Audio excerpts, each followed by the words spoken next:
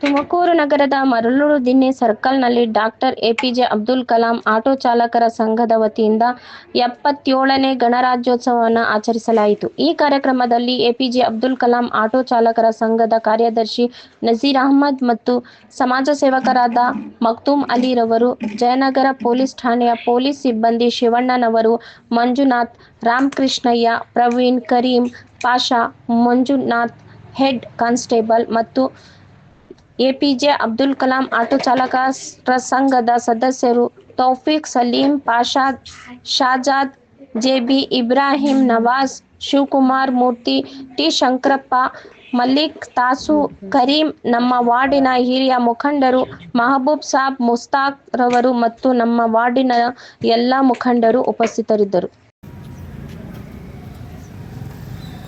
ಸರ್ವರಿಗೂ ನಮಸ್ಕಾರಗಳು. ಸಮಸ್ತ ನಾಡಿನ ಜನತೆಗೂ ನಮಸ್ಕಾರಗಳು. ತುಮಕೂರು ನಗರದ ಮರಳೂರು ದಿಣ್ಣೆಯಲ್ಲಿರುವಂತಹ ಎಪಿಜೆ ಅಬ್ದುಲ್ ಕಲಾಂ ಆಟೋ ಚಾಲಕರ ಸಂಘದ ವತಿಯಿಂದ 77ನೆಯ ಗಣರಾಜ್ಯೋತ್ಸವವನ್ನು ಅದ್ದೂರಿಯಾಗಿ ಆಚರಣೆ ಮಾಡಿಕೊಂಡು ಬರ್ತಾ ಇದ್ದೀವಿ. ಪ್ರತಿ ವರ್ಷದಂತೆ ಈ ವರ್ಷವೂ ಕೂಡ ನಮ್ಮ ಎಪಿಜೆ ಅಬ್ದುಲ್ ಕಲಾಂ ಆಟೋ ಚಾಲಕರ ಸಂಘದವರು ಎಲ್ಲ ಆಟೋ ಚಾಲಕರು ಸೇರಿ ಒಂದು ಬಾಂಧವ್ಯ ಥರ, ಒಂದು ಪ್ರೀತಿ ವಿಶ್ವಾಸದಲ್ಲಿ ಪ್ರತಿ ಗಣರಾಜ್ಯೋತ್ಸವದಲ್ಲಿ, ಸ್ವಾತಂತ್ರ್ಯ ದಿನಾಚರಣೆಯಲ್ಲಿ, ಅಂಬೇಡ್ಕರ್ ಜಯಂತಿ ಆಗಿರಲಿ, ಪ್ರತಿ ಜಯಂತಿನೂ ಕೂಡ ಒಳ್ಳೆ ರೀತಿಯಲ್ಲಿ ಆಚರಣೆ ಮಾಡ್ಕೊಂಡು ಬರ್ತಾ ಇದ್ದಾರೆ ಅಂದರೆ ನಮ್ಮ ಎಪಿಜೆ ಅಬ್ದುಲ್ ಕಲಾಂ ಆಟೋ ಚಾಲಕರ ಸಂಘದವರು.